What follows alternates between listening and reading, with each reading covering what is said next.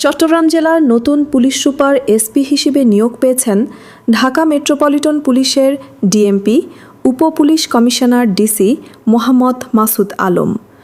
মঙ্গলবার ৫ মে স্বরাষ্ট্র মন্ত্রণালয়ের জননিরাপত্তা বিভাগ থেকে জারি করা এক প্রজ্ঞাপনে তাকে এই নতুন দায়িত্ব দেওয়া হয়।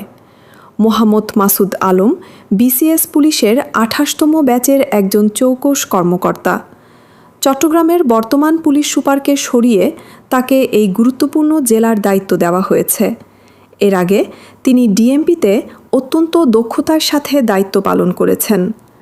রাষ্ট্রপতির আদেশক্রমে স্বরাষ্ট্র মন্ত্রণালয়ের উপসচিব স্বাক্ষরিত এই আদেশে জানানো হয়েছে, জনস্বার্থে জারিকৃত এই বদলির আদেশ অবিলম্বে কার্যকর করা হবে। চট্টগ্রাম জেলার আইনশৃঙ্খলা পরিস্থিতি নিয়ন্ত্রণ ও প্রশাসনিক গতিশীলতা বজায় রাখতে তার এই নিয়োগ গুরুত্বপূর্ণ ভূমিকা রাখবে বলে মনে করা হচ্ছে। News desk, Banguli TV.